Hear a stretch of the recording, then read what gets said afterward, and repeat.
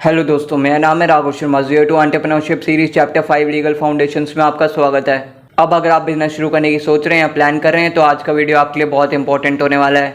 Legal का नाम सुनते ही टेंशन आ जाती है, लेकिन टेंशन लेने की जरूरत नहीं। आज हम सिंपल लैंग्वेज में समझेंगे कि बिजनेस स्ट्रक्चर कैसे चूज करें और बिजनेस को रजिस्टर कैसे करना है। सबसे पहला सवाल जो हर नया एंटरप्रेन्योर पूछता है, मुझे कौन सा बिजनेस स्ट्रक्चर चूज करना चाहिए। तो पहले समझते हैं कौन कौन से ऑप्शन अवेलेबल है।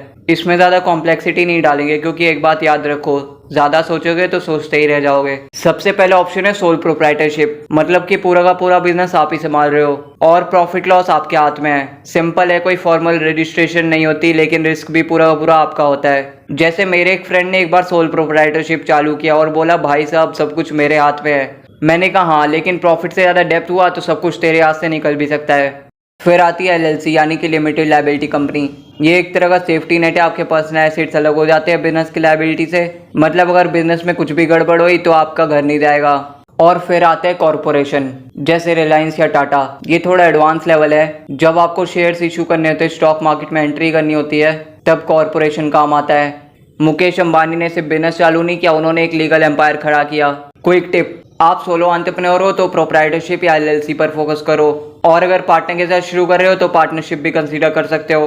अब जब बिजनेस स्ट्रक्चर चूज कर लिया तो आपको बिजनेस रजिस्टर करना होगा। तो चलो ये प्रोसेस भी समझ लेते हैं, बड़ा सिंपल है। स्टेप 1, बिजनेस नेम चूज करो। सबसे पहले एक कूल सा नेम चूज करो जो यूनिक हो, जैसे फ्लिपकार्ट, ओला, जोमेटो, सुना है ना सबने।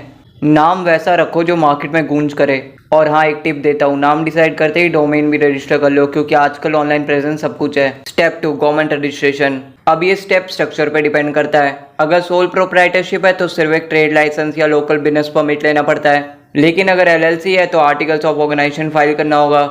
ये सुनने में स्कैरी लगता है, पर फॉर्म बनना उतना ईजी है जितना जोमेटो या स्विगी पर ऑर्डर करना। बस डिटेल्स भरनी है, नेम, एड्रेस, मेंबर्स वगैरह। स्टेप 3, गेट ए टैक्स आइडेंटिफिकेशन नंबर। EIN यानी कि एम्प्लॉयर आइडेंटिफिकेशन नंबर लेना पड़ेगा। ये बिजनेस का आधार कार्ड समझ लो।